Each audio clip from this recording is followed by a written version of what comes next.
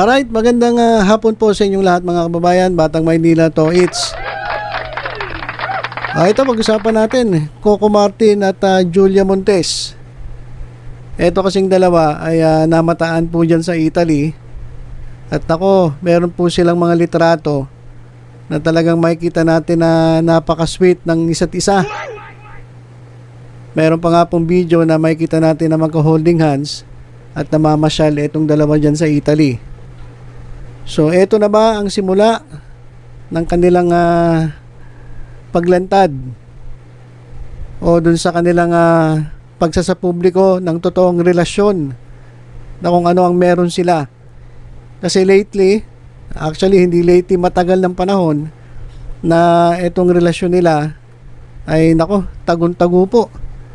Meron mga lumalabas na mga bali-balita dati pero wala naman po tayong naririnig na kumpirmasyon galing sa kanilang dalawa. So, for ilang years, halos isang dekada rin na natago etong kanilang relasyon. Pero lang siguro doon sa mga taong malalapit sa kanila. Pero tayong nagabang lang kung ano makikita natin ay talagang mapapaisip tayo, ano ba talaga meron etong si Primetime King Coco Martin at etong si Julia Montes. So sa nakikita natin ngayon, mukhang ito na. Mukhang inilalabas na nila kung ano talaga yung real score dito sa kanilang relasyon. So total, ganoon na rin naman ang kanilang pinapakita, hindi lamang dito sa Pilipinas kundi maging sa ibang bansa, dun sa kanilang social media accounts. Ito, sabihin na rin natin kung ano talaga yung detalye ng kanilang relasyon.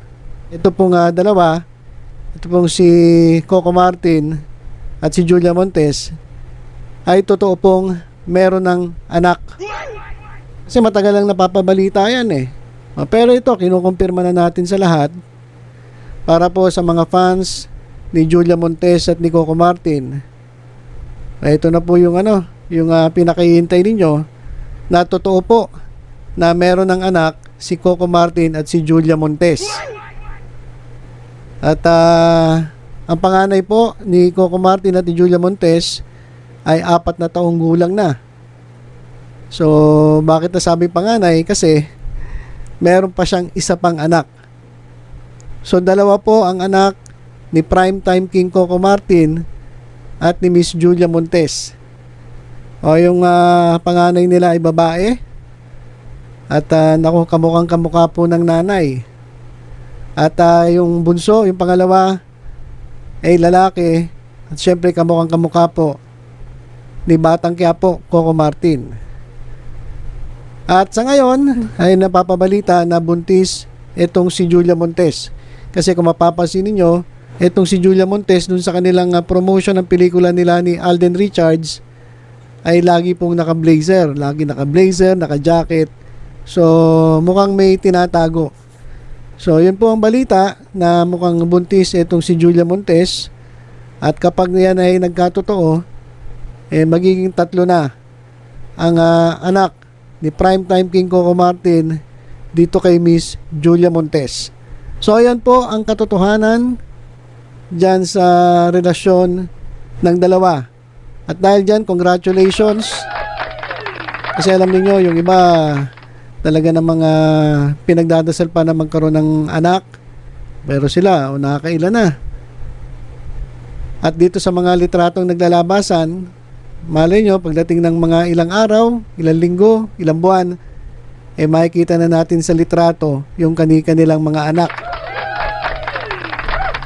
So, ito naman, bakit tinago ng dalawa? Siyempre, naiintindihan naman natin kung bakit nila itinago. Siyempre, bilang artista, sila po ay naiintriga. So, protection yan sa kanilang mga anak na ayaw na nilang idamay sa intriga etong mga bata. Kaya kung ikaw ay talagang fan ni Coco Martin at ni Julia Montes, maintindihan mo kung bakit nila itinago ng ilang panahon. Pero ngayon, ito na siguro, naisip na nila, ito na yung tamang panahon para malaman ng lahat. Kaya naman, paunti-unti lang. Hindi naman pwedeng biglain. Baka bigla kayo mabulunan. Maghintay-hintay lang tayo. Makikita rin natin yung litrato ng buong pamilya. So yan po mga kababayan yung detalye o dito po sa relasyon ng dalawa na may kinalaman po doon sa kanilang mga anak. Total, unti-unti na nilang nilalabas yung totoo. Ito, tinodo na natin. Tinodo na natin. Talaga pong meron ng anak itong si Coco Martin at itong si Julia Montes. At dalawa na po, isang babae at isang lalaki. Yung lalaki po ay kakabinyag pa lang at meron po lumabas na balita. Nakunan pa ata ng litrato yung sa isang event doon sa binyag at merong cake. Ang nakapangalan doon sa cake ay Popoy. So yun po yung pinangalan nila doon sa kanilang anak na lalaki. At yung pangalan naman ng anak na babae ni Coco Martin ay Matilda. Ang pinangalan daw ito doon sa babaeng nag-alaga dito kay Coco Martin. So yan mga kababayan, yung ating pagsisiwalat tungkol sa mga anak ni Coco Martin at ni Julia Montes. At bago tayo magtapos, gusto ko munang i-congratulate si Primetime King Coco Martin dahil sa patuloy na pamamayagpag ng Batang Quiapo sa TV ratings. Nako, tagal na po itong Batang Quiapo. Lahat po ng sumabay sa Batang Quiapo, olats. Ang dami na pong tumapat dito sa Batang Quiapo, pero lahat po talaga nanginginig. At parang pinapakain lang ng alikabok ng Batang Quiapo. Kaya naman ako, wala po talagang tatalo ngayon dito kay Coco Martin pagdating po sa prime time. Kaya naman congratulations muli. Siyempre dito sa magpartner kay Coco Martin at kay Julia Montes ay good luck sa inyong pamilya.